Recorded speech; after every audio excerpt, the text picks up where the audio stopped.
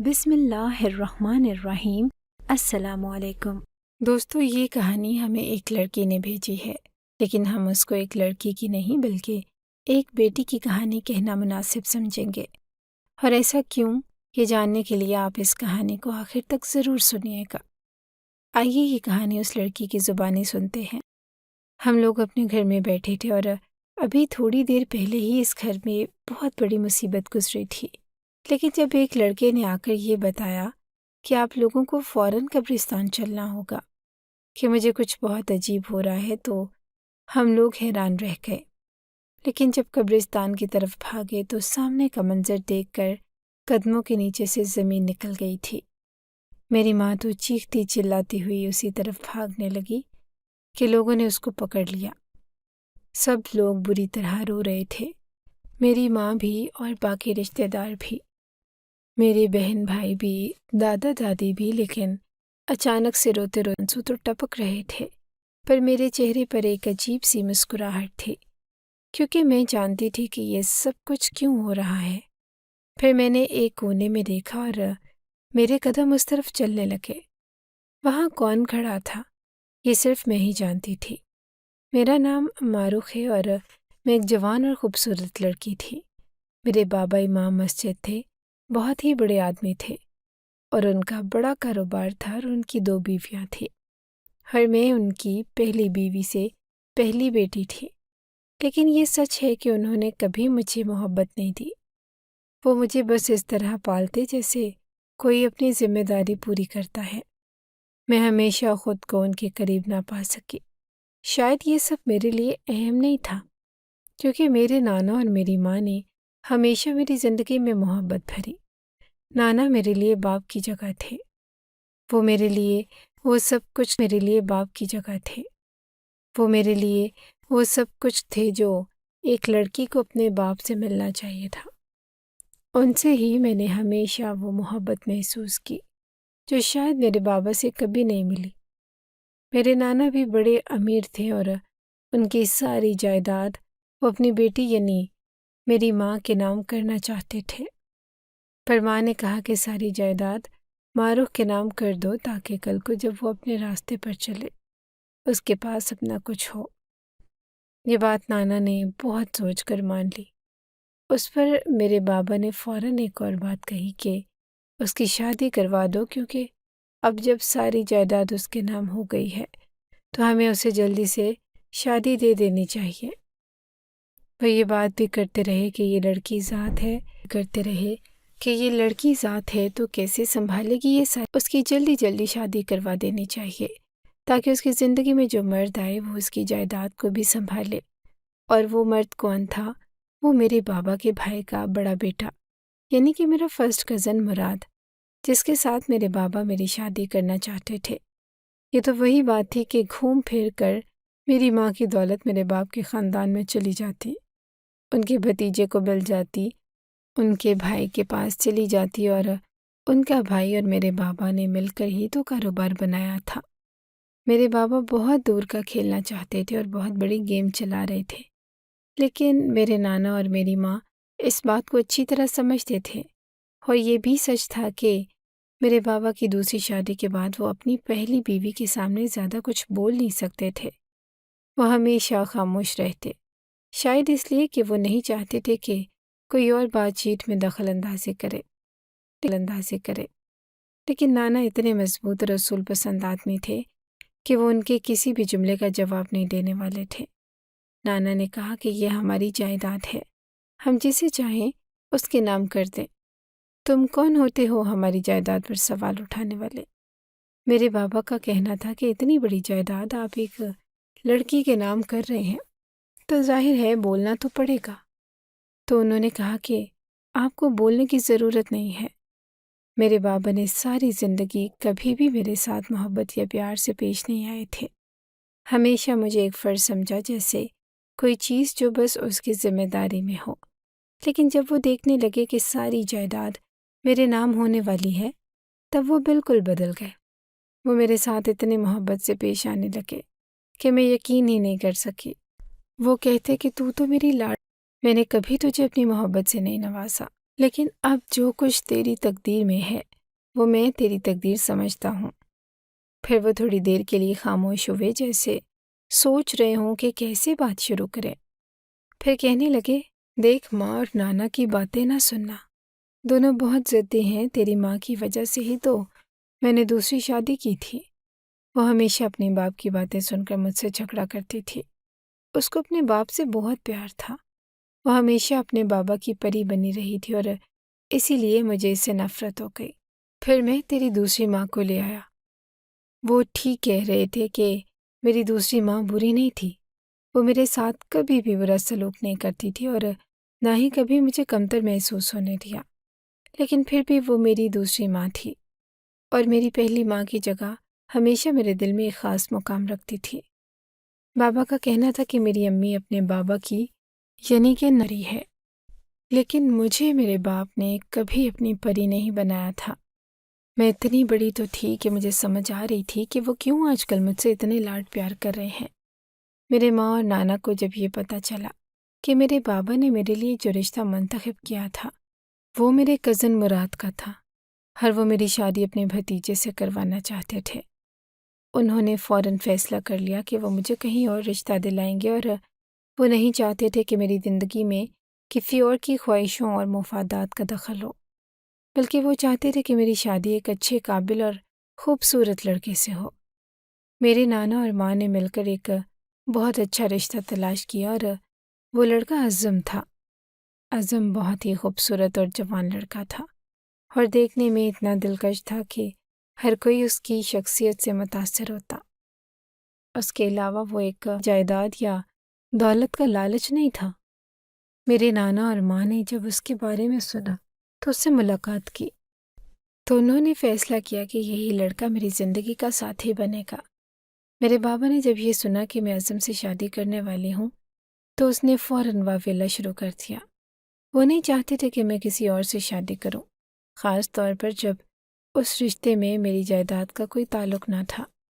وہ ہمیشہ اپنی مرضی کے مطابق مجھے ایک مفاد کے طور پر دیکھنا چاہتے تھے، اور جب میری ماں اور نانا نے یہ فیصلہ کر لیا کہ میرا رشتہ اعظم سے ہوگا تو وہ بہت پریشان ہو گئے اور انہوں نے ہر ممکن کوشش کی کہ میری شادی مراد سے ہو، لیکن وہ کچھ نہیں کر سکے۔ میرے ماں اور نانا نے مجھے اتنی مضبوط حمایت دی کہ میں بے خوف ہو کر اعظم سے بات کرنے لگی۔ وہ میرا خیال کرتے تھے اور اس کی محبت اور احترام ایک خاص بات تھی۔ جس نے مجھے اپنے دل کی باتیں اس سے کرنے کا حوصلہ دیا۔ ہماری دوستی شروع ہوئی۔ میرے نانا نے زبانی کلامی ہم لوگوں کا رشتہ پکا بھی کر دیا اور کہا کہ آج سے تم لوگ ایک دوسرے کے منگیتر ہو۔ عظیم ویسے ہی میرے لیے انگوٹھی بھی لے کر آیا تھا اور جو اس نے مجھے پہنا دی۔ ہم لوگوں کی آپس میں بات چیت ہونے لگی۔ میں نے اپنی ماں سے کہا کہ یہ سب کچھ تھوڑا عجیب لگتا ہے، تو انہوں نے کہا کہ کچھ عجیب نہیں لگتا، جس کے ساتھ ساری زندگی گزارنی ہے اس کے ساتھ تھوڑی بات چیت کرنے میں کیا عجیب ہے۔ ایسے ہی حرکتوں میں بھی پھنس گئی تھی۔ تیرے باپ کو میں نے اپنی شادی والی رات دیکھا تھا اور اسی دن مجھے پتہ چل گیا تھا کہ میرے باپ سے غلط فیصلہ ہو گیا۔ پھر تیرے نانا نے مجھے اس رشتے سے نکالنے کے لیے بڑی کوشش کی، لیکن میں ڈرتی رہی کہ مجھ پر دھبا لگ جائے گا طلاق کا۔ لوگ کہیں گے تھوڑے سے وقت میں ہی طلاق لے کے واپس آ گئی۔ رشتہ ٹوٹ گیا اور گھر نہیں بس آیا۔ اگر میں نے بھی تیرے باپ سے تھوڑی بہت بات کی ہوتی تو مجھے بہت جلدی پتہ چل جاتا کہ وہ کس تماش کا آدمی ہے۔ میں نے کہا کہ کیا مجھے اعظم سے بات کرنے سے پتہ چل جائے گا، اور اگر مجھے پتہ چلے گا کہ وہ اچھا انسان نہیں ہے تو میری ماں نے کہا کہ پھر تو ہمیں بتا دینا اور ہم اس کے ساتھ تیری شادی نہیں کروائیں گے۔ میں نے کہا کہ اگر یہ زمانہ اتنا ہی برا ہے اور مرد اتنے ہی برے ہیں تو پھر شادی کرنے کی ضرورت ہی کیا ہے؟ میرے پاس تو اپنے پیسے ہوں گے، میں اپنا کوئی گھر کاروبار کر لوں گی اور اپنی زندگی کو اپنے طریقے سے گزاروں گی۔ تو میری ماں نے میرے چہرے کو دونوں ہاتھوں سے پکڑا اور کہا کہ میری جان، آج میں تجھے ایک بات بتاتی ہوں۔ عورت اگر شادی شدہ ہو اور اپنے شوہر کے ساتھ رہتی ہو، بے شک اس کے پاس اچھے کپڑے نہ ہوں اور اچھے جوتے نہ ہوں، وہ آپ سے باتیں سنتی ہو اور لڑائی جھگڑے ہوتے ہوں اور وہ اس پہ ہاتھ بھی اٹھاتا ہو، اسے خوش نہ رکھتا ہو، اسے ایک گھٹن والے رشتے میں قید کر کے بیٹھا ہو، لیکن جب وہ اس مرد کے ساتھ دنیا میں باہر نکلتی ہے تو لوگ کہتے ہیں کہ کتنی اچھی عورت ہے، گھر بسا کے بیٹھی ہے اور خوش ہی ہوگی۔ ظاہر ہے شوہر ہے، بچے ہیں، تو خوش کیوں نہیں ہوگی، بھلے ہی اس عورت کی زندگی کسی نوکرانی جیسی ہی کیوں نہ ہو، لیکن معاشرے میں اس کو عزت ملتی ہے۔ اور دوسری طرف ایک عورت ہے جو شادی شدہ نہیں ہے، یا اس کے شوہر نے اس کو چھوڑ دیا، لیکن وہ جا کر چاند کو بھی ہاتھ لگا کے واپس آ جائے تو لوگ کہیں گے کہ ہائے بیچاری بد نصیب، بد قسمت، اپنا گھر نہیں ہے، بچے نہیں ہیں اور شوہر نہیں ہے۔ اس لیے عورت کے ساتھ مرد کا ہونا ضروری ہے، لیکن وہ مرد کیسا ہو، اس کو سلیکٹ کرنے کا حق ابھی بھی عورت کے ہاتھ میں ہی ہے، اللہ نے بھی میں ہی ہے۔ اللہ نے بھی اسے یہ حق دیا ہے اور بس اسے استعمال کرنا چاہیے۔ اگر تو عزم سے بات نہیں کرے گی تو تجھے کیسے پتہ چلے گا کہ وہ کیسا انسان ہے؟ میری ماں نے بالکل ٹھیک کہا تھا۔ ہماری باتیں وغیرہ ہونے لگی اور ابھی تک مجھے عزم بہت اچھا انسان لگ رہا تھا۔ میں نے اس کے چھوٹے چھوٹے امتحان بھی لیے، لیکن وہ سارے امتحانوں پہ پورا اترا، اور پھر ہماری دوستی محبت میں بدل گئی۔ جب میری ماں نے گھر میں اس بات کا ذکر کیا کہ میری شادی عزم سے ہونی چاہیے تو میرے بابا نے پھر سے شور مچایا، لیکن اس مرتبہ وہ کچھ نہیں کر سکے۔ میرے نانا اور ماں نے ایک ساتھ مل کر اس رشتے کو پکا کیا اور آخر کار میری شادی عزم سے ہو گئی۔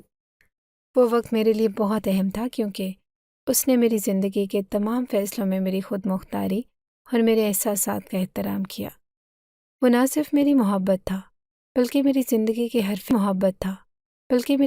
کے ہر فیصلے میں ایک شریک تھا۔ میرے بابا کی سب باتوں کے باوجود میری ماں اور نانا نے جو قدم اٹھایا اس نے میری زندگی بدل کر رکھ دی۔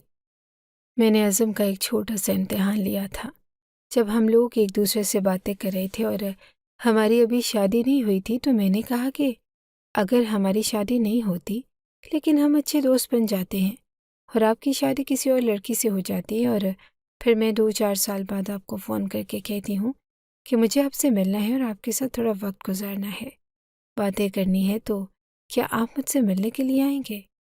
تو اس نے کہا کہ نہیں، میں بالکل بھی نہیں آؤں گا۔ میں نے کہا کہ یہ کیا بات ہوئی؟ ابھی تو کہہ رہے تھے کہ تم مجھے اچھی لگتی ہو، تو کیا بعد میں مجھ سے ملنے کے لیے بھی نہیں آ سکتے؟ تو اس نے کہا کہ نہیں، پھر اس وقت تو میری اپنی ایک بیوی ہوگی نا، جو میرے لیے اپنا سب کچھ چھوڑ کے آئی ہوگی، تو پھر میں اس کو چھوڑ کے تم سے ملنے کے لیے تو کبھی نہیں آؤں گا۔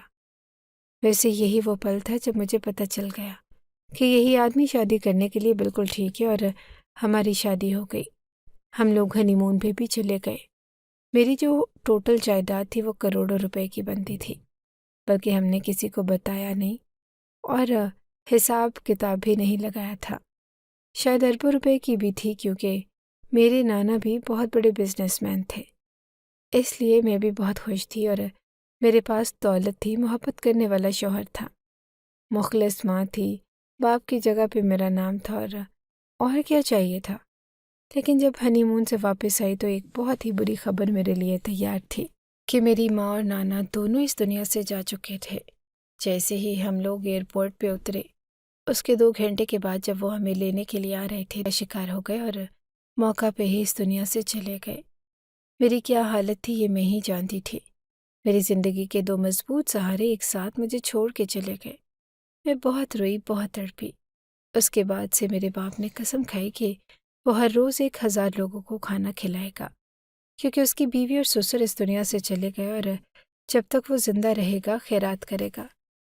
اس مد میں نے بھی بہت سارے پیسے دیے، کیونکہ میں بھی چاہتی تھی کہ میری ماں اور نانا کے احصال ثواب کے لیے کچھ نہ کچھ ہوتا رہے۔ اب میرا باپ روز 1000 لوگوں کو کھانا کھلاتا تھا۔ 1000 لوگوں کو کھانا کھلانا کوئی اتنی لمبی بات نہیں ہے۔ اس کے پاس حساب کتاب تھا، اس نے ایک آدمی رکھا تھا اور وہ بنی بنائی دیگیں لیتا اور لوگوں کو بازار میں بٹھا کر کھانا کھلا دیتا، اور روزانہ اتنے نہیں تو اس سے کم زیادہ یا جیسے بھی ہوں، پر بہت سارے ہم لوگ اسی کے بنگلے پہ رہ رہے تھے۔ اس کا اس دنیا میں کوئی نہ تھا۔ جب ایک دن وہ آفس گیا اور پلٹ کے کبھی واپس نہیں آیا، میں نے پہلے اس کے فون پہ ٹرائی کیا اور پھر اس کے آفس میں فون کیا۔ اس کا فون بالکل ہی بند تھا، یعنی کہ آؤٹ آف ریچ آ رہا تھا۔ میں بڑی پریشان ہو گئی اور اپنے گھر آ گئی۔ اپنے باپ کو یہ بات بتائی، اپنے چاچو کو اور کزنوں کو اور بہن بھائیوں کو۔ وہ سارے تلاش کرنے نکل گئے، لیکن عزم ایسا غائب ہوا کہ جیسے اسے آسمان کھا گیا یا زمین نکل گئی۔ کہیں سے کچھ پتہ ہی نہیں چل رہا تھا۔ آفس والوں نے کہا کہ وہ تو گاڑی میں آفس سے نکل گیا تھا۔ گھر پہ میں تھی اور گھر وہ پہنچا نہیں تھا۔ بہت تلاش کیا اور وقت گزرنے لگا، کوئی خبر نہیں مل رہی تھی۔ پولیس میں بھی رپورٹ کروائی لیکن ان کو بھی نہیں پتہ چل رہا تھا۔ 6 مہینے کے اندر میری زندگی کتنی بری طرح سے پولیس میں بھی رپورٹ کروائی لیکن ان کو بھی نہیں پتہ چل رہا تھا۔ 6 مہینے کے اندر میری زندگی کتنی بری طرح سے بدل گئی۔ میرے نانا اور ماں اس دنیا سے چلے گئے اور میرا شوہر غائب ہو گیا۔ میں نے اپنے شوہر کے گھر پہ رہنا چھوڑ دیا کیونکہ میرے باپ نے کہا کہ تم وہاں پہ اکیلی رہو گی تو ہم سب پریشان ہوتے رہیں گے۔ میں نے اس گھر کو تالا لگا دیا تو نوکروں کو چھٹی دے دی اور اب میں اپنے باپ کے گھر پہ رہنے لگی۔ میرے شوہر کا بزنس بھی تھا جس کو سنبھالنے کی ضرورت تھی، تو میرے بابا نے کہا کہ تمہارا شوہر کیا میرا کچھ نہیں لگتا؟ داماد بھی تو بیٹوں کی طرح ہوتا ہے اور میرا کوئی بیٹا تو ہے نہیں۔ میں اس کا بزنس سنبھالوں گا جب تک وہ واپس نہیں آ جاتا، نہیں تو بنا بنایا بزنس خراب ہو جائے گا۔ مجھے لگا کہ میرے بابا میرے لیے مخلص ہیں، اس لیے میں نے سب کچھ ان کے حوالے کر دیا۔ عزم کے ساتھ جو پل میں نے گزارے تھے وہ اب صرف میری یادوں میں بدل چکے تھے۔ وہ لمحے جو کبھی میرے لیے خوشی کا باعث تھے، اب صرف دل کی گہرائیوں میں ایک دکھ بھری کہانی سن کر رہ گئے۔ وہ وقت جب ہم ایک دوسرے کے ساتھ ہوتے تھے اب مجھے بہت یاد آتا ہے، اور میں جب بھی اکیلی ہوتی عزم کی مسکراہٹ، اس کی باتیں، وہ لمحے جو ہم نے ایک دوسرے کے ساتھ گزارے میری آنکھوں کے سامنے آ جاتے اور دل میں خاص خالی پن محسوس ہوتا۔ جب سے عزم لاپتہ ہو گیا تھا میری حالت بہت بری ہو گئی تھی۔ میری زندگی جیسے سٹاپ ہو گئی تھی اور دن رات اسے یاد کر کے میں روتی تھی، اور پھر جب رونے سے تھک جاتی تو اپنے آپ کو اس کی یادوں میں ڈوبتا ہوا پاتی۔ میں مسلسل اس کے بارے میں سوچتی اور کوشش کرتی کہ شاید کہیں سے کوئی خبر مل جائے کہ وہ کہاں ہے اور کیا ہو رہا ہے۔ اب بھی ہر دن میں اس کے نمبر پر کال کرتی ہوں۔ مجھے پتا تھا کہ اس کا نمبر بند ہے، لیکن پھر بھی ہر بار کال ملانے کی کوشش کرتی۔ شاید کسی دن کسی لمحے فون بجے اور میں اسے آواز دے سکوں۔ شاید یہ صرف میری امید تھی اور میری خواہش تھی کہ میں اسے دوبارہ سے تلاش کر سکوں، لیکن سچ تو یہ ہے کہ میں خود کو مسلسل ڈوبتا ہوا محسوس کر رہی تھی۔ مجھے پتا تھا کہ وہ واپس نہیں آئے گا، لیکن پھر بھی دل میں ایک ناختم ہونے والی امید تھی کہ شاید کہیں کچھ بدلے، شاید وہ واپس آ جائے اور میری زندگی پھر سے خوشیوں سے بھر جائے۔ اب میں اپنے باپ کے گھر واپس آ چکی تھی اور جیسے جیسے وقت گزرتا گیا لوگوں کی باتیں بھی بدلتی گئی۔ پہلے تو سب نے ہمدردی کی اور کچھ دنوں تک چپ رہے، مگر جیسے جیسے مہینے گزرے لوگوں کے رویے بھی بدلتے گئے۔ اب وہ مجھے تانے دینے لگے تھے۔ ہر کوئی نہ کوئی بات کہہ کر میرے دل کو زخمی کر دیتا۔ کچھ لوگ کہتے کہ تمہارا شوہر اچانک سے کہاں چلا گیا، کہیں اس نے جان بوجھ کے تو نہیں کر لی، اس نے تمہیں چھوڑ کر کہیں اور زندگی بسانے تو نہیں چلا گیا۔ ایسی باتیں سن کر میرا دل ٹوٹ جاتا۔ میں کیسے انہیں بتاتی کہ جو شخص میری ہر سانس، میری ہر خوشی کا حصہ تھا، وہ اتنی آسانی سے مجھے کیسے چھوڑ کے جا سکتا تھا؟ وہ شخص جو ہر صبح مجھے محبت سے الوداع کہتا اور ہر شام مجھے اپنے ساتھ لے جانے کا وعدہ کرتا تھا، وہ کیسے مجھے یوں چھوڑ کر جا سکتا تھا؟ اس دن بھی جب وہ گیا اس نے کہا تھا کہ شام کو تیار رہنا، شاپنگ پر لے کر جاؤں گا۔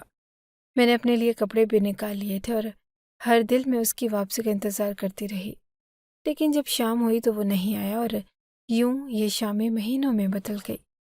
وقت گزرتا گیا اور دیکھتے ہی دیکھتے پورے 4 سال بیت گئے۔ ہر دن، ہر لمحہ میں اسی انتظار میں گزارتی کہ شاید وہ واپس آ جائے، شاید کہیں سے اس کی کوئی خبر آ جائے۔ ہر لمحہ اسی امید میں گزرتا، مگر وہ وقت میری زندگی سے کھسکتا ہی جا رہا تھا اور اس کی واپسی کا کوئی نشان نہ ملتا۔ ایک دن میرے بابا نے مجھے اپنے کمرے میں بلایا۔ میں ان کی بات سننے کے لیے وہاں گئی، لیکن ان کے الفاظ نے میرے دل کو ایک اور صدمہ دیا۔ بابا نے کہا کہ کب تک تم اپنے شوہر کا انتظار کرتی رہو گی؟ اب کچھ کرنا پڑے گا۔ میں نے حیرت سے پوچھا کہ کیا کرنا پڑے گا؟ تو بابا نے مجھے ایک عجیب سی بات کہی جس نے میرے اندر جیسے ایک طوفان برپا کر دیا۔ ان 4 سالوں میں میرے بابا نے مجھ سے کئی عجیب و غریب باتیں کی تھی۔ شاید انہیں مجھ پر رحم نہیں تھا، یا شاید وہ میرے جذبات کو سمجھ نہیں پا رہے تھے۔ میں ابھی صدمے میں تھی اور اپنے شوہر کی واپسی کی امید کے سہارے جی رہی تھی، مگر بابا کو شاید اس کا کوئی احساس نہیں تھا۔ ان 4 سالوں میں وہ مجھ سے پیسوں کا مطالبہ کرتے رہے اور ہر روز کچھ نہ کچھ کہہ کر مجھے مزید ذہنی اذیت میں مبتلا کرتے۔ وہ روز مجھ سے کہتے کہ خیرات کرو، کچھ دے رہے اور ہر روز کچھ نہ کچھ کہہ کر مجھے مزید ذہنی اذیت میں مبتلا کرتے۔ وہ روز مجھ سے کہتے کہ خیرات کرو، کچھ پیسے نکالو، اگر ہم ہر دن خیرات کریں گے تو اللہ کو تو تم پر رحم آئے گا اور تمہارا شوہر جلدی واپس آ جائے گا۔ یہ بات شاید میرے دل میں ایک ہلکی سی امید جگا دیتی اور میں خاموشی سے انہیں پیسے دے دیتی، مگر ان خیراتوں کا کوئی اثر نظر نہ آیا۔ مجھے بس ایک تسلی دی گئی اور میں خاموشی سے ہر روز پیسے دیتی رہی، یہ سوچتے ہوئے کہ شاید کہیں کچھ بہتر ہو جائے۔ پھر ایک دن بابا نے مجھ سے کہا کہ اپنی ساری جائیداد میرے نام کر دو تاکہ میں تمہارے لیے سنبھال سکوں۔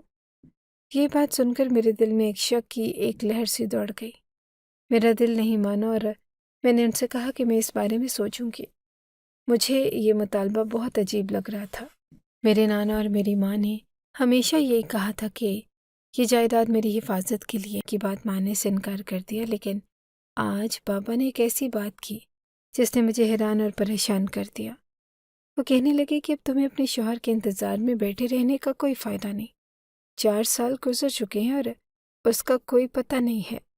میری بات مانو اور دوسری شادی کر لو۔ میری آنکھوں میں بے یقینی کی ایک جھلک تھی۔ یہ بات میرے لیے ناقابل یقین تھی کہ میرا باپ، جس نے میرے بچپن میں کبھی میرے ساتھ پیار سے باتیں نہیں کی، آج مجھے اپنی مرضی سے دوسری شادی کرنے کا مشورہ دے رہا تھا۔ میں نے یہ بات کسی کو نہ بتائی، مگر میرے دل میں یہ شک اور بد اعتمادی بڑھتی جا رہی تھی کہ آخر بابا کے ارادے کیا ہیں، اور وہ ہر روز مجھے پیسوں کے نام پر لوٹتے رہے، خیرات کا بہانہ بناتے رہے اور اب یہ کہہ رہے تھے کہ میں اپنے شوہر کو بھول جاؤں اور نئی زندگی شروع کر لوں۔ میں نے اپنے باپ کی طرف حیران ہو کر دیکھا اور کہا کہ کیسے کر سکتی ہوں میں دوسری شادی؟ میں تو عظم کے نکاح میں ہوں اور وہ میرا شوہر میں تو عظم کے نکاح میں ہوں اور وہ میرا شوہر ہے، اور وہ لاپتہ ہے۔ میں اس کے ہوتے ہوئے شادی کیسے کر سکتی ہوں؟ اور آپ کو یہ پتہ ہونا چاہیے کہ میں تو شادی کرنا ہی نہیں چاہتی ہوں۔ تو میرے بابا نے کہا کہ ساری زندگی تم نے اپنی ماں اور نانا کی ہی باتیں سنی، ایک بات میری بھی مان لو، اور میں کوئی 18 سال کا لڑکا نہیں کہ مجھے کسی بات کا پتہ ہی نہ ہو۔ مجھے پتہ ہے کہ تم عظم کے نکاح میں ہو اور تمہاری اس کے ساتھ شادی ہو چکی ہے، لیکن شرعی مسئلہ ہے کہ اس کے حساب سے میں نے مفتی صاحب سے پوچھا ہے۔ ان کا کہنا ہے کہ اگر شوہر 4 سال تک لاپتہ رہے تو پچھلا نکاح منسوخ ہو جاتا ہے اور آپ پھر سے کسی اور کے ساتھ نکاح کر سکتے ہیں۔ اگر تمہیں یقین نہیں تو میرے ساتھ چلو، میں تمہیں مفتی صاحب سے ملواتا ہوں۔ میں نے کہا کہ میں کسی اور سے شادی کرنا ہی نہیں چاہتی، میں عظم کا انتظار کر رہی ہوں اور وہ واپس آئے گا۔ میرے بابا کا کہنا تھا کہ ہم لوگوں نے پولیس رپورٹ بھی کروائی ہے، وہ کسی اور نہیں ہوا، ایسا ہوا ہوتا تو پتہ چل جاتا، وہ غائب ہو گیا ہے، اور اس کا مطلب یہ ہے کہ وہ جہاں بھی گیا اپنی مرضی سے گیا ہے۔ کہیں تم نے اپنی جائیداد اس کے نام تو نہیں کر دی جو وہ لے کر بھاگ گیا؟ میں نے کہا کہ نہیں، ایسا کچھ نہیں ہے۔ میرے بابا کا کہنا تھا کہ دسمبر میں 4.5 سال ہو جائیں گے اسے لاپتہ ہوئے، اور اب تم مراد کے ساتھ شادی کرو گی، اس کے ساتھ نکاح ہوگا تمہارا، اور شکر کرو کہ وہ ابھی بھی تم سے شادی کرنے کو تیار ہے، جبکہ تم نے عظم کے ساتھ اتنا وقت بھی گزارا، لیکن پھر بھی مراد ایک اچھا انسان ہے جو تم سے شادی کرنا چاہتا ہے۔ میں نے کہا کہ میں مراد سے شادی نہیں کروں گی، اور دل میں سوچا کہ اس وقت ہی وہ مجھ سے 12 سال بڑا تھا، اب اس بات کو بھی 5 سال گزر گئے ہیں، وہ تو بوڑھا ہو گیا ہوگا، ظاہر ہے اسے کوئی اور جوان لڑکی تو مل ہی نہیں، وہ تو موقع کا فائدہ اٹھا رہا ہے۔ لیکن میرے باپ کو اس بات کی سمجھ میں لڑکیوں کے ساتھ کیا ہوتا ہے، کسی نہ کسی طرح ان سے بات منوا لی جاتی ہے، کبھی ان کو ڈرا کے، کبھی دھمکا کے، کبھی ہاتھ اٹھا کے، اور کبھی نفسیاتی یا جذباتی طور پر ٹارچر کر کے، اور میرے ساتھ بھی یہی ہوا۔ مجھے میرے بابا مفتی صاحب کے پاس لے گئے، انہوں نے بھی یہی کہا کہ 4 سال تک کا شوہر لاپتہ رہے تو نکاح منسوخ ہو جاتا ہے، اور عورت کسی اور مرد سے نکاح کر سکتی ہے، ہر وہ نکاح بالکل جائز ہوتا ہے۔ میرے بابا نے مجھ پر جذباتی پتہ کھیلا، کہنے لگے کہ مجھے ڈاکٹر نے کہا ہے کہ مجھے کینسر ہو گیا ہے، اور میں اس دنیا سے جانے والا ہوں۔ ماں تیری ویسے سوتیلی ہے، اپنی ماں اس دنیا سے چلی گئی ہے، اور میں تجھے کس کے سہارے چھوڑ کے جاؤں؟ یہ خبر سن کر تو میں بہت پریشان ہو گئی۔ انہوں نے کہا کہ میری آخری خواہش ہے، لیکن میں پھر بھی ایسا کیسے کر سکتی تھی؟ اگر اعظم واپس آ جاتا تو بابا کو ایک دن بہت برا دورہ پڑ گیا۔ ان کی طبیعت بڑی سخت خراب ہو گئی اور ڈاکٹر نے بھی کہا کہ ان کے پاس زیادہ وقت نہیں ہے۔ جب تک میں نے ان سے یہ نہیں کہا کہ میں آپ کی بات ماننے کو تیار ہوں، تب تک انہوں نے اپنی آنکھیں ہی نہ کھولی، اور پھر اچانک سے ہی آنکھیں کھولی اور میرا ہاتھ پکڑا اور ان کی حالت بھی بہتر ہونے لگی۔ ماں کو کھو دیا تھا، باپ جیسے نانا کو کھویا تھا۔ میری محبت، میرا شوہر عظیم بھی مجھ سے خفا ہو کے نہ جانے کہاں چلا گیا تھا۔ باپ کو کھونے کی ہمت نہیں تھی، میرے اندر ان کے علاوہ میرا کوئی نہ تھا۔ سوتیلی ماں تھی اور رشتہ داروں کا کیا بھروسہ تھا؟ وہ تو اپنے ہوتے ہیں لیکن صرف نام کے ہی ہوتے ہیں۔ میں نے اپنے باپ کی بات مان لی اور مراد کے ساتھ میرا نکاح ہو گیا۔ شادی کی رات تھی اور جب مراد میرے کمرے میں آیا تو اس دن مجھے پتہ چلا کہ میری زندگی کا ایک نیا باب کھل کے میرے سامنے آ گیا۔ جب میری شادی مراد سے ہوئی تو میرا دل ماننے کو تیار نہ تھا کہ یہ میری زندگی کا صحیح فیصلہ ہے، لیکن مجبوریوں کے بیچ میں نے اس رشتے کو قبول کر لیا۔ آج ہماری شادی کی پہلی رات تھی۔ میں دل میں چھپی ہوئی کچھ ہلکی سی امید لے کر اپنے کمرے میں بیٹھی اس کا انتظار کر رہی تھی۔ دل گھبرایا تھا، مگر سوچ رہی تھی کہ شاید یہ وقت اس کے ساتھ اپنے رویے میں تبدیلی لے آئے، شاید یہ کہ میرے بارے میں غلط فہمیوں کو بھلا دے اور ہم ایک نئے سرے سے زندگی کا آغاز کر سکیں۔ لیکن جیسے ہی وہ کمرے میں آیا، اس کا غصہ اور بیزاری میرے ہر خواب کو چکنا چور کر گئے۔ اس نے کمرے میں داخل ہوتے ہی غصے سے ایک گلاس زمین پر پٹک دیا، اور اس کی آواز سے میرا دل دہل کر رہ گیا۔ پھر اپنے جوتے اتار کر زور سے ایک طرف پھینک دیے اور غصے سے میرے سامنے آ کر بیٹھ گیا۔ اس کا چہرہ سرخ ہو رہا تھا اور آنکھوں میں ایک عجیب سی تپش تھی۔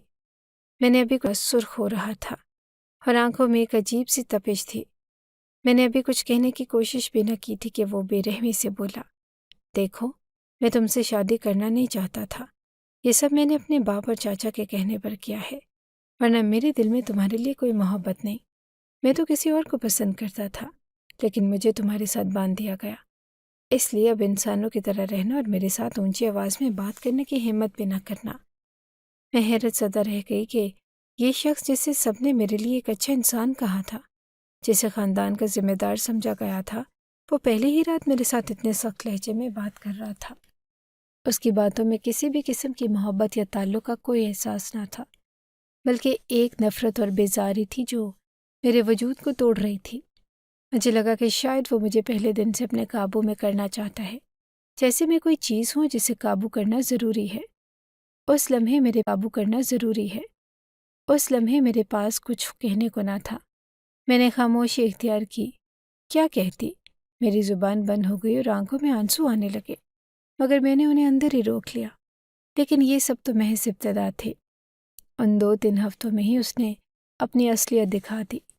اب یہ معاملہ باتوں تک محدود نہ رہا، اور جب وہ چاہتا مجھے نیچا دکھاتا، باتیں سناتا، اور ایک دن غصے میں اس نے مجھے تھپڑ بھی مار دیا۔ میری روح تک ہل گئی تھی کہ جس انسان سے شادی کی تھی وہ اتنی آسانی سے مجھ پر ہاتھ اٹھا سکتا ہے۔ میں روز بروز خوف اور بے بسی میں ڈوبتی جا رہی تھی۔ جو کچھ بھی میں سن رہی تھی اور برداشت کر رہی تھی وہ میری توقع سے کہیں زیادہ تکلیف دہ تھا۔ جب میں نے یہ سب اپنے باپ کو بتایا، امید تھی کہ شاید وہ میری حالت سمجھیں گے، شاید کوئی مدد ملے گی، لیکن انہوں نے سرد لہجے میں کہا کہ میری طبیعت تو پہلے ہی خراب ہے، مجھے تنگ نہ کرو۔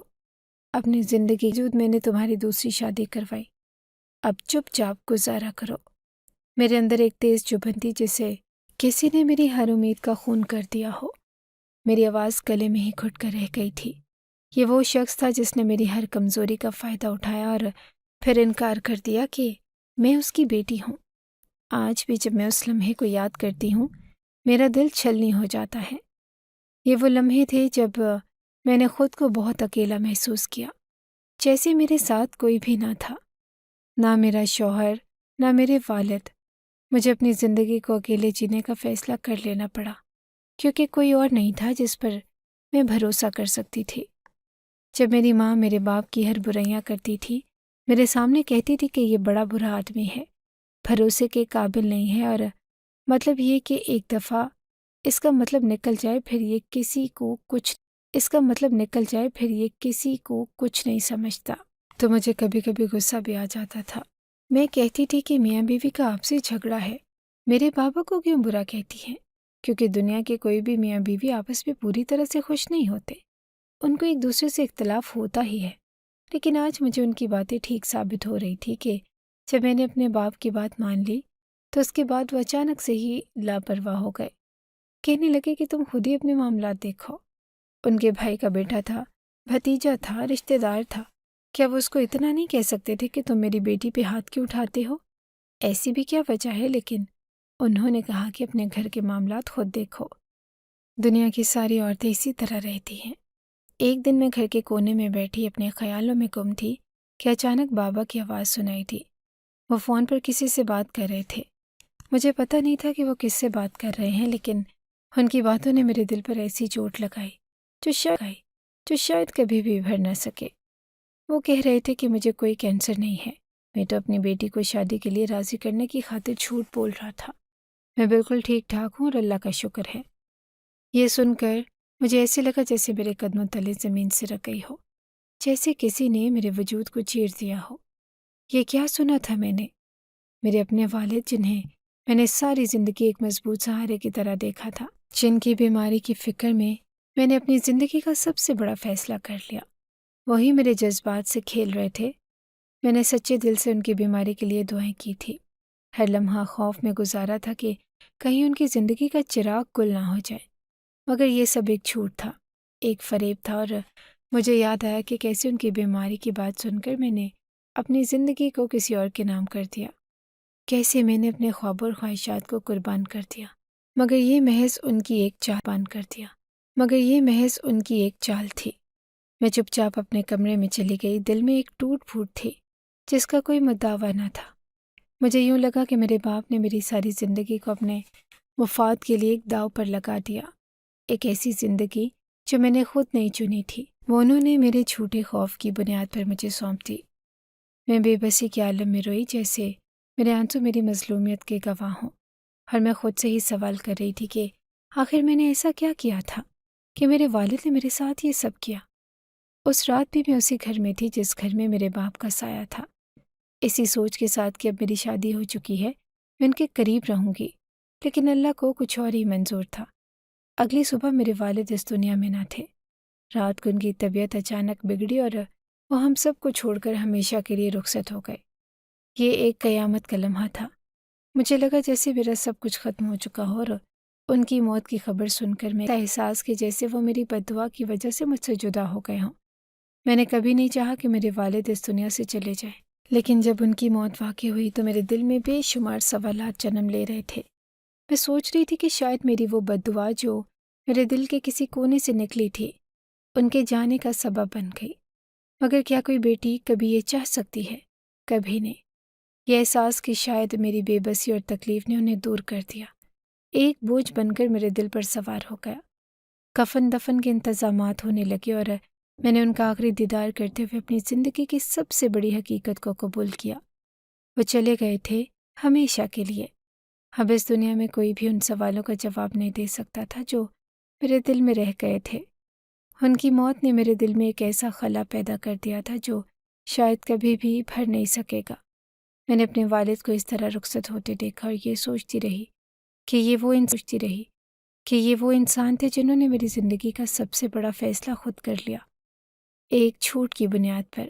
آج وہ میرے ساتھ نہیں تھے اور میں اپنی زندگی کی اس تلخ حقیقت کو سچائی کے طور پر قبول کرنے پر مجبور تھی۔ ہم سب ایک بار پھر سے غم کی تصویر بن گئے، زندگی ایک بار پھر ویران ہو گئی۔ میرے دل میں یہ بات ہمیشہ کے لیے رہ گئی کہ میرے والد نے میرے ساتھ جو کیا وہ شاید میرے دل کو کبھی سکون نہیں دے گا۔ ان کا آخری سفر میرے لیے ایک امتحان بن گیا تھا اور میں بے بسی کی حالت میں انہیں الوداع کر رہی تھی، اس سوال کے ساتھ کہ کیا وہ کبھی مجھے اپنی اولاد کی طرح محبت دے سکتے تھے۔ لیکن اب تو وہ بھی نہیں رہے اور میں اپنی یادوں کے ساتھ ایک ایسی زندگی گزارنے پر مجبور تھی جس میں درد کے سوا کچھ نہ تھا۔ بابا کی میت صبح صبح ہی دفنا دی گئی۔ پورا دن گزر گیا اور شام کے سائے گہرے ہونے لگے۔ گھر میں اداسی کا عالم تھا، سب غم میں ڈوبے ہوئے تھے کہ اچانک باہر سے شور کی آواز آئی۔ ایک لڑکا بھاگتا ہوا آیا اور ہانپتے ہوئے بولا، آ کر دیکھو تمہارے باپ کی قبر میں آگ لگی ہے۔ یہ سن کر ہم سب حیران رہ گئے۔ میرے دل میں عجیب سی کیفیت پیدا ہوئی، سمجھ میں نہیں آ رہا تھا کہ آخر یہ ہو کیا رہا ہے، اور نہ ہی کچھ کہہ سکی۔ میری سوتیلی ماں، رشتہ دار، چاچا، بھتیجا، مراد، سب کے چہرے پر حیرانی اور خوف تھا۔ ہم سب قبرستان کی طرف بھاگے۔ جب ہم قبر کے قریب پہنچے تو سامنے کا منظر دیکھ کر ہمارے قدم زمین پر جم گئے۔ حقیقت میں بابا کی قبر سے دھوئیں کے گہرے بادل اٹھ رہے تھے، اور اس کے بیچوں بیچ آگ کی لپیٹیں نظر آ رہی تھی۔ ایسا نہیں لگ رہا تھا کہ آگ قبر کے اوپر لگی ہے، بلکہ ایسے محسوس ہوا کہ جیسے آگ اندر سے نکل رہی ہو۔ قبر کے ارد گرد کھڑے لوگ خوف اور حیرت سے ایک دوسرے کو دیکھ رہے تھے۔ کچھ لوگوں نے فوراً پانی پھینکنا شروع کر دیا۔ ہنگامے کے بیچ میں ایک لمحے کو میری نظر درخت کے پیچھے کسی پر پڑی۔ میرے دل کی دھڑکن تیز ہو گئی، آنکھوں کو دوبارہ دیکھنے پر مجبور کر دیا۔ وہ کوئی اور نہیں بلکہ عزم تھا، میرا عزم، میرا وہی شوہر جسے میں برسوں سے تلاش کر رہی تھی۔ وہ مجھے وہیں سے دیکھ رہا تھا۔ اس کی آنکھوں میں وہی محبت اور شفقت تھی جو میں نے کبھی محسوس کی تھی۔ میں بے اختیار اس کی طرف دوڑ پڑی۔ سب کچھ بھول گئی، نہ یہ یاد رہا کہ میں اب اس کے نکاح میں نہیں ہوں، نہ یہ خیال آیا کہ لوگ کیا کہیں گے۔ بس ایک پل میں جیسے برسوں کا بوجھ ہلکا ہو گیا ہو۔ میں اس کے گلے لگ گئی اور اس کی موجودگی میں مجھے ایک سکون ملا، ایک ایسا اطمینان جو میں نے برسوں سے محسوس نہیں کیا تھا۔ عزم نے مجھے تھام لیا اور میرا ہاتھ پکڑ کر مجھے وہاں سے لے جانے لگا۔ میں نے پلٹ کر قبر کی طرف دیکھا جہاں آگ کی لپیٹیں اب بھی نکل رہی تھی، اور اس کے آس پاس کھڑے لوگ بے بسی کے عالم میں اسے دیکھ رہے تھے۔ جب ہم وہاں سے نکلے تو عزم نے مجھے کہ نکل رہی تھی، اور اس کے آس پاس کھڑے لوگ بے بسی کے عالم میں اسے دیکھ رہے تھے۔ جب ہم وہاں سے نکلے تو عزم نے مجھے ایک ایسی بات بتائی جو میرے ہوش اڑا دینے کے لیے کافی تھی۔ اس نے سرگوشی میں کہا کہ میں ان 4 سالوں میں تمہارے باپ کے ساتھ ہونے والے ظلم و ستم سے پوری طرح واقف ہوں۔ میں زندہ تھا مگر مجھے تم سے اور حقیقت سے دور رکھا گیا۔ عزم کی بات سن کر میرے دل میں ہزاروں سوالات اٹھنے لگے۔ یہ کیا ہو رہا تھا؟ وہ کون سی حقیقت تھی جو مجھ سے چھپی تھی؟ عزم کے چہرے پر عجیب سا سکون تھا اور اس کے لہجے میں ایک یقین جو میرے دل کو تقویت دے رہا تھا۔ میں اس کے ساتھ چلتی رہی اور دل میں ایک نئی امید کی کرن جاگ اٹھی۔ عزم کے ساتھ میرے اندر جیسے برسوں کا بوجھ کم ہوتا محسوس ہوا، اور میں نے دل ہی دل میں دعا کی کہ شاید میرے سب دکھ اب ختم ہونے والے ہیں۔ مگر عزم نے ابھی حقیقت کی اور کئی پرتیں کھولنی تھی، اور میرے دل میں خوف اور تجسس کی لہریں اٹھنے لگی کہ آنے والے وقت میں کیا کچھ سامنے آنے والا ہے۔ لیکن عزم کی ایک بات نہیں میری ساری شک و شبہات کو دور کر دیا۔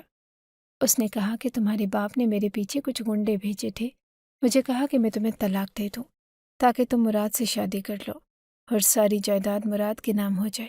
لیکن میں نے ایسا کرنے سے انکار کیا تو انہوں نے مجھے ایک جگہ پہ قید کر دیا، اور میں اتنے سال وہیں پہ قید تھا۔ بڑی مشکل سے وہاں سے نکل کے بھاگا اور یہاں آیا ہوں۔ میں یہ سن کے حیران رہ گئی کہ یہ سب کچھ میرے باپ نے کیا تھا۔ اس نے کہا کہ مجھے وہاں سے نکلے ہوئے 8-9 دن ہو گئے ہیں، میں بڑی مشکل سے تم تک پہنچ پایا۔ مجھے یہ بھی پتا ہے کہ تمہارا باپ جو خیرات کے نام پہ جھوٹ بول رہا تھا ویسا بھی کچھ نہیں تھا، وہ کسی کو خیرات نہیں کھلاتا تھا۔ اس نے صرف تماشا بنایا اور تھوڑے سے لوگوں کو خیرات کر کے یہ ثابت کرتا تھا کہ میں بڑا نیک ہوں۔ اور اتنا ہی نہیں، جب میں نے عزم و مراد کے بارے میں بتایا تو اس نے کہا کہ ہاں، مجھے اس بات کے بارے میں پتہ چل گیا ہے۔ ہم دونوں اسی مفتی کے پاس گئے جس نے کہا تھا کہ اگر شوہر 4 سال تک لاپتہ ہو تو عورت دوسرا نکاح کر سکتی ہے۔ اس نے کہا کہ مجھے تو آپ کے بابا نے پیسے دیے تھے۔ آدھی بات بتانے کے لیے میں نے کہا کہ آدھی بات کیسی؟ تو اس نے کہا کہ ہاں، اگر شوہر 4 سال سے لاپتہ ہو تو عورت نکاح کر سکتی ہے، لیکن اگر 4 سال بعد اس کا پہلا شوہر واپس آ جاتا ہے تو پھر وہ اپنے پہلے شوہر کے نکاح میں آ جاتی ہے، پھر دوسرا شوہر جو اس کے ساتھ تھا اس کا نکاح خارج ہو جاتا ہے۔ اس کا مطلب کہ اب میرا مراد سے کوئی تعلق نہ تھا، اور میں عزم کے ہی نکاح میں تھی اور وہی میرا شوہر تھا۔ میں نے پھوٹ پھوٹ کے رونا شروع کر دیا تو عزم نے کہا کہ بہت برا ہوا ہے ہمارے ساتھ، اب ہم نے اور نہیں رونا۔ ہم لوگوں نے اپنی ساری جائیداد وہاں سے سمیٹی، جو کچھ بھی عزم کا تھا، جو کچھ بھی میرا تھا، وہ بیچ کے ہم ہمیشہ کے لیے کسی دوسرے شہر چلے گئے لیکن آج بھی ہمارے ماضی کے سائے ہمیں تنگ کرتے ہیں۔ جو وقت وہاں اعظم نے گزارا اس کی زندگی کا سب سے برا وقت تھا، اور جو وقت میں نے اس کے بغیر گزارا میرے لیے تو قیامت تھا۔ اس کی سزا ملی میرے باپ کو کہ وہ مرنے کے بعد بھی سکون نہ پا سکا اور سب کے لیے عبرت کا نشان بن گیا، ورنہ سب لوگ تو یہی سوچتے کہ اتنا نیک آدمی جو روزانہ 1000 لوگوں کو مفت میں کھانا کھلاتا اس دنیا سے گیا تو اس کی قبر میں آگ کیوں لگ گئی۔ یہ تھی اصل کہانی۔ زندگی کی تلخیاں ایک تلخ حقیقت ہے جن کا سامنا ہمیں زندگی کے ہر موڑ پر کرنا پڑتا ہے۔ یہ ہمیں توڑتی بھی ہیں اور بناتی بھی ہیں۔ بعض اوقات ہم ان تلخیوں سے بچنے کی کوشش کرتے ہیں، مگر یہ زندگی کا وہ حصہ ہے جن سے راہ فرار ممکن نہیں۔ یہ ہمیں صبر اور استقامت کی حقیقت سے روشناس کرواتی ہے اور ہمیں ہمارے اندر چھپی ہوئی طاقت کو دریافت کرنے کا موقع دیتی ہے۔ زندگی کی تلخیوں کو برداشت کرنے کا حوصلہ ہمیں آزمائشوں میں مضبوط بناتا ہے اور انہیں تلخیوں کے پیچھے چھپی ہوئی حکمت اور سکون کو سمجھنے کا شعور بھی عطا کرتا ہے۔ یہی تلخیاں ہمیں دوسروں کے دکھوں کو سمجھنے اور اپنے رویوں میں نرمی پیدا کرنے کی ترغیب دیتی ہیں۔ جب ہم زندگی کی ان آزمائشوں کو دل سے قبول کرتے ہیں تو ہمیں احساس ہوتا ہے کہ یہی۔ اگر آپ کو ہماری یہ کہانی اچھی لگی ہے تو ہماری کہانی کو لائک کیجیے اور اس طرح کی مزید کہانیاں سننے کے لیے ہمارے چینل کو سبسکرائب کیجیے۔ کہانی سننے کا شکریہ۔ آپ سے ملاقات ہوگی اگلی ویڈیو میں، تب تک کے لیے اللہ حافظ۔